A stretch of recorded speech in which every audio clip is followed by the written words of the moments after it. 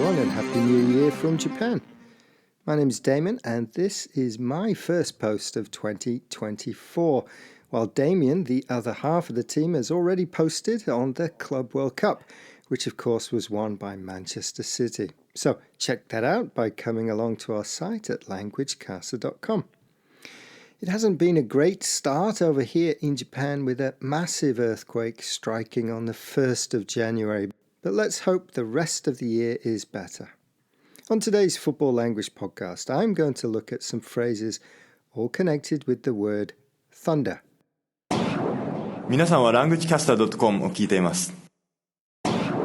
Yes, you are listening to Languagecaster, and that message was in Japanese.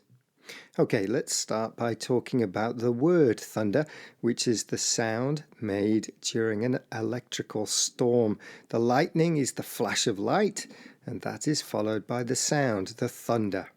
Of course, this sound is very powerful and dramatic, and is a sign that you should take cover and stay inside, as the weather could be dangerous. So, what about in football? How do we use the word thunder? Well, let's start with the phrase blood and thunder. A blood and thunder encounter, or a blood and thunder tie, is a match with a lot of passion and a lot of strong tackles, perhaps between derby rivals. This week is the FA Cup third round matches in England. A lot of ties or fixtures will have smaller teams up against more famous teams, and sometimes derby rivals play each other. You will often hear the phrase blood and thunder to describe these matches. For example, here is how the Mirror Online described the match between local rivals Sunderland, the Black Cats, and Newcastle, the Magpies. The Black Cats and the Magpies squared off at a rocking stadium of light with blood and thunder pumping from the stands onto the pitch. This describes the passionate atmosphere from the fans which influenced the play on the pitch. Thunderous.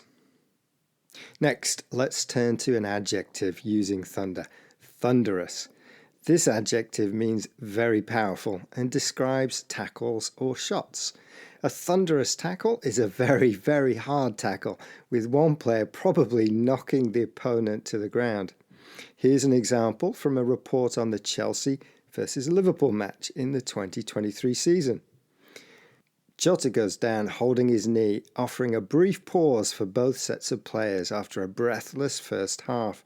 The Portugal international felt his right leg after a thunderous tackle from Colwill, who won the ball. So Jota is hurt by the tackle. He's holding his knee. It was a hard but fair tackle. As I mentioned, it can also be used with shot, so a thunderous shot. Thunderbolt. Sticking with shots, but this time a noun, a thunderbolt. We use the word thunderbolt to describe a lightning flash and a huge sound of thunder. And this power is the reason we use it in football to describe a type of shot. If a player scores with a thunderbolt, it suggests that the shot is a powerful one, a really powerful one, and is unstoppable. The keeper cannot stop the shot.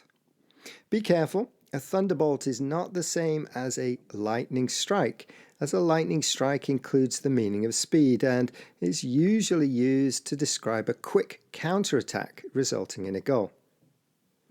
Anyway, in this week's FA Cup tie between Tottenham and Burnley, Spurs player Porro fired a thunderbolt past the Burnley keeper, Muric, who had no chance at all. A thunderbolt must be scored from distance. It cannot be a close-range shot, for example. 지금 여러분은 languagecaster.com을 듣고 계십니다. Thank you for that message in Korean. Right, we looked at 3 ways to use thunder in the language of football. First, a blood and thunder tie, a match with a lot of passion. Second, the adjective thunderous, meaning powerful, and used with tackles or shots. Finally, the noun a thunderbolt, a powerful shot. Okay, that's it for this podcast on the language of football. Make sure to follow us on all the usual social media sites. And you can leave comments and questions via our forum at languagecaster.com. And if you have any ideas for football phrases, any questions, predictions, comments, just let us know. Thanks for listening and enjoy all the football wherever you are, and have a great 2024. Ta-ra!